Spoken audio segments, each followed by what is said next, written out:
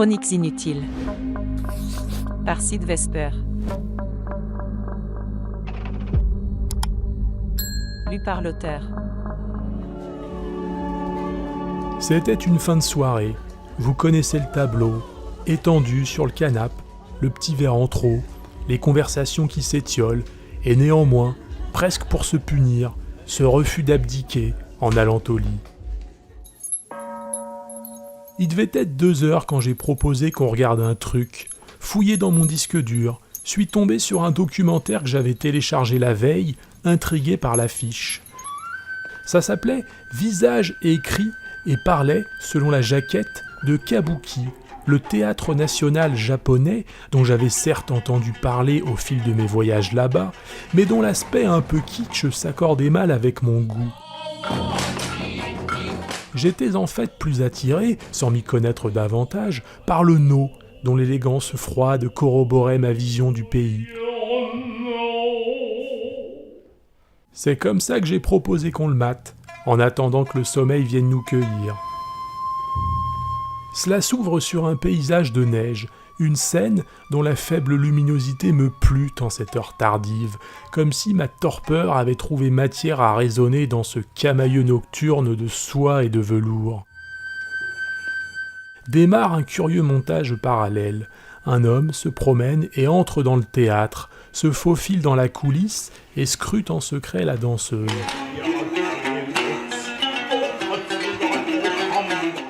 Il me fallut la remarque d'un ami pour que je m'aperçoive que c'était en fait la même personne, mise en abîme qui me laissa perplexe. J'ai cru que l'affiche montrait une femme, mais j'avais tort. C'était en fait un homme, un onagata, comme on appelle dans le théâtre japonais les mecs jouant des rôles de femmes.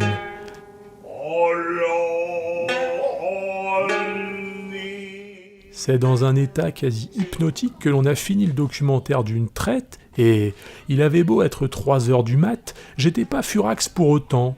L'impression d'aller me coucher moins con, peut-être.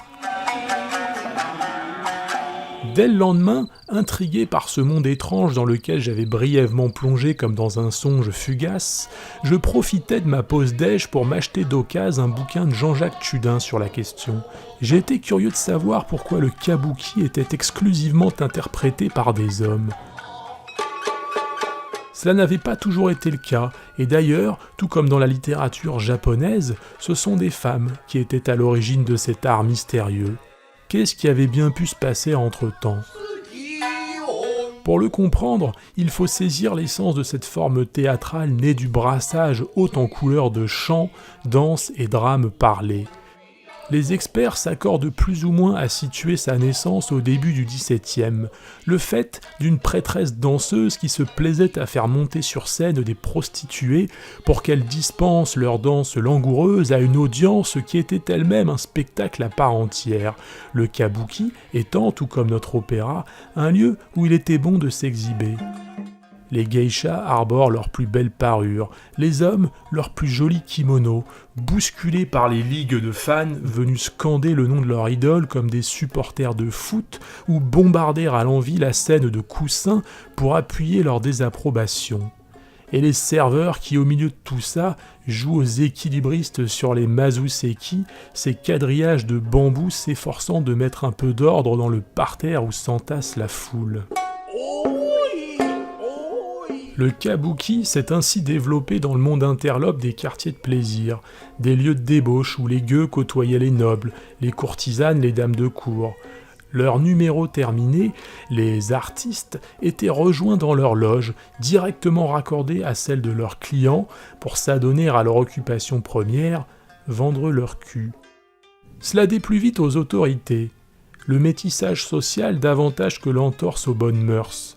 Il faut dire que l'on était au lendemain de la grande bataille de Sekigahara, marquant le début de l'ère Edo, durant laquelle le shogunat, après une longue période de chaos, souhaitait compartimenter au maximum la société nippone.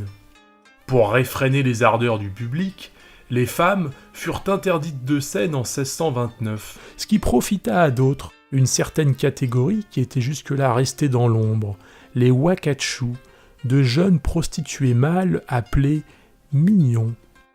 Une décision qui ne rétablit pas davantage l'ordre social, le public étant aussi enthousiaste, si ce n'est davantage, au spectacle de ces petits mecs se trémoussant sur scène déguisés en femmes. Cela se bastonnait pour leurs beaux yeux. Des tourelles de garde installées à l'entrée des théâtres, les yaguras, retentissaient un tambour chaque fois que la pagaille devenait ingérable, appelant des renforts pour mater à coups de trick cette populace un peu trop excitée par le show.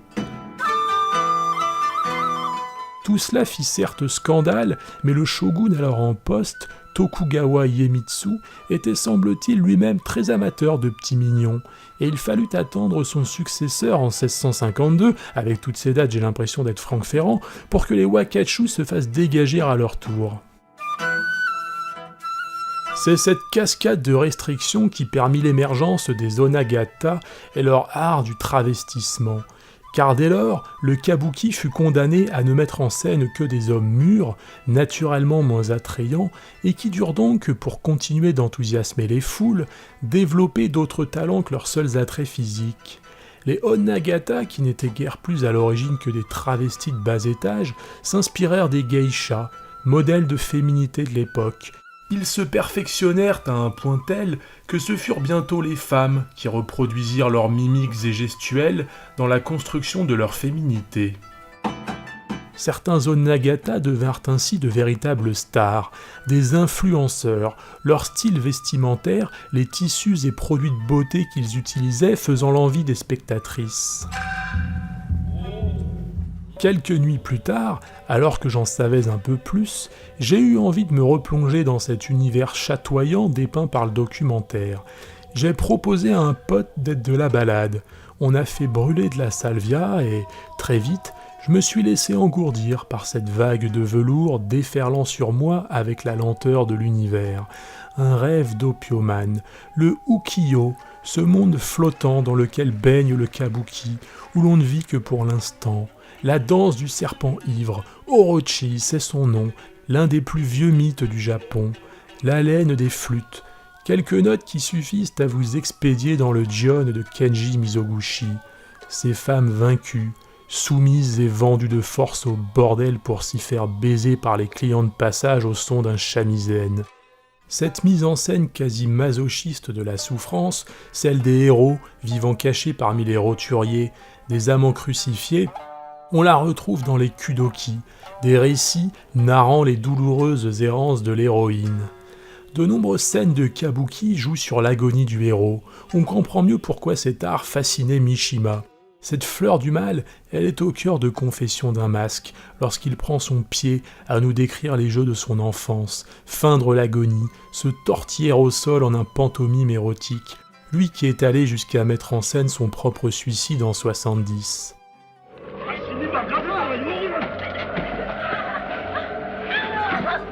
Toute cette débauche, ces destins d'héroïnes sadiennes me mettaient en joie. Les keizaikai, autrement dit, les scènes d'achat de courtisanes, style de pièces sulfureux dont le public était friand, furent interdits en 1688. Les histoires de doubles suicides amoureux suivirent quelques décennies plus tard, en 1739, parce que trop de jeunes gens se foutaient justement en l'air, inspirés par les amours tragiques de leurs onagata fétiches. Au fil des siècles, l'évolution du kabuki fut conditionnée par les interdits, sa lutte avec les autorités et la bonne morale de l'époque qui voyaient d'un mauvais œil l'influence des comédiens sur la plèbe. Il s'assainit peu à peu, on le délesta de tout ce qu'il pouvait avoir d'encombrant, la politique entre autres. À la place, il dépouilla le no et le théâtre de poupées de leur répertoire de pièces historiques. Il se plut à répéter les mêmes tropes. Le public, guettant avec impatience tout au long de la journée que durait le spectacle, des scènes bien précises, des postures de leurs héros, figées dans l'espace et le temps, ce que l'on appelle les mi, comme des gamins, heureux de réentendre sans cesse la même histoire. Cet univers ultra codifié l'est jusqu'au bout des ongles, jusqu'à ce fond de teint à base de poudre de riz dont les comédiens se badigeonnent. Cette blancheur suit des canons de beauté esthétique toujours de mise au Japon. Plus l'on est pâle, plus l'on est beau, plus l'on est supposé avoir un rang élevé. Les visages blafards étaient aussi plus visibles dans la pénombre des salles de l'époque. De nos jours, cette pâleur ostentatoire se perd dans l'éclairage neutre des projecteurs HMI. Un détail qui m'a tout de suite frappé dans un pays ayant développé une si forte esthétique de l'ombre. Celle dont Tanizaki a fait les louanges, de l'humilité, une certaine idée d'impermanence, ce bon vieux wabi-sabi. Le kabuki envoie tout valser avec ses costumes exubérants et sa gestuelle démesurée. C'est un art de fétichiste par essence. Il fait la part belle à la parure plutôt qu'au corps humain. L'acteur n'est qu'une marionnette servant à animer le costume. On cerne les yeux, la bouche d'un maquillage appelé kumadori. Le rouge est réservé aux héros, le bleu aux traîtres et fantômes. Il peut varier pendant la scène, le personnage l'ajuste d'un geste rapide pour marquer un changement d'état psychologique, car à l'opposé du théâtre classique occidental, l'un des aspects les plus déroutants du kabuki est cette notion d'artifice visible. Les machinistes et assistants opèrent ici à la vue de tous, et l'on ne cherche pas à les dissimuler autrement que par un vêtement noir. De même, l'acteur n'oublie jamais qu'il n'est qu'un interprète. Il ne se tourne même pas vers les autres personnages quand il leur parle, mais joue, face au public, avec lequel il ne se prive pas de briser le quatrième mur en leur adressant parfois des messages. Un phénomène que j'ai vu là-bas sous d'autres formes, lors de cérémonies par exemple, où la chanteuse adressait des remerciements à son mécène. Les musiciens se tiennent sur scène, mais n'appartiennent pas à l'univers de la pièce. Ils sont extradiégétiques. Leur musique n'est là que pour appuyer le jeu des acteurs et n'a pas d'existence en dehors du show. De même pour le texte. Je m'explique. Le kabuki, contrairement à notre théâtre, n'a jamais donné naissance à un genre littéraire spécifique. Là où les collégiens français de 2025 continuent d'étudier Molière dans le texte, le kabuki demeure une pure forme d'art scénique et l'on n'a jamais demandé à un jeune japonais d'en lire une pièce. On était à peu près à la moitié du visionnage et notre 5e douille quand l'ami s'est plaint de ma salvia, déclarant qu'elle ne lui faisait rien. Il a rechargé le bong comme une mitrailleuse lourde, doublant puis triplant la dose dans mon silence incitatif. Je l'ai plus revu de la soirée.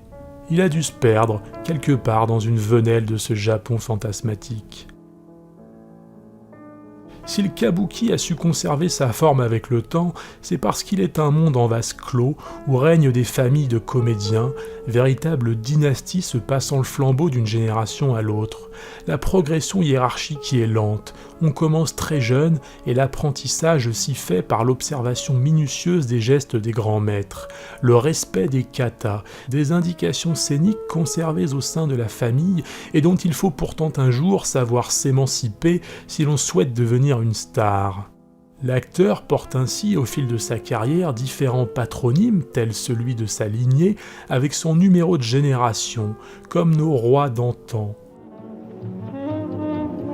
L'Onagata au centre de ce documentaire, c'est Tamazaburo Bando, le 5e du nom, auréolé du titre prestigieux de trésor national vivant. Il évoque les comédiennes de cinéma qui l'ont influencé, des légendes comme Haruko Sujimura, l'une des actrices fétiches d'Ozu dont il a ausculté chaque geste. Et l'art de l'Onagata n'est-il pas celui de l'esthète fétichiste par excellence, l'obsession d'une posture, d'une mimique, l'abrasion du kimono sur le tatami, un visage qui apparaît en slow motion par l'entrebâillement d'un rideau. C'est beau comme une publicité pour un parfum, comme un film de Wong Kar-wai. Sujimura referme la boucle en expliquant qu'elle s'est elle-même inspirée des Onagata de son époque, déclarant qu'ils enseignent sur la féminité, parviennent à cueillir des détails dont les femmes n'ont pas conscience. Le film date de 1995 et l'on devine qu'aujourd'hui, 30 ans plus tard, ses propos feraient grincer des dents pas mal de féministes radicales. L'art souffre de vicissitudes auxquelles il est malvenu, je crois, d'apposer la morale d'un autre temps. Détail intéressant, le kabuki a trouvé une forme de pendant féminin au début du XXe siècle, avec la création de la revue Takarazuka, une troupe exclusivement composée de femmes interprétant tous les rôles, très active de nos jours. Ce qu'il y a d'intéressant avec le kabuki, c'est que l'étudier permet de comprendre pas mal de tropes de la culture japonaise. Une petite capsule tout en un. Lors de mon dernier voyage là-bas, je n'ai pas pu assister à un de ces spectacles. Mais ce que j'avais d'abord amèrement regretté s'est mu, peu à peu, tandis que je finissais à l'écriture de cette chronique, en soulagement. Quelle meilleure excuse, après tout, pour y retourner, une fois encore. Ichi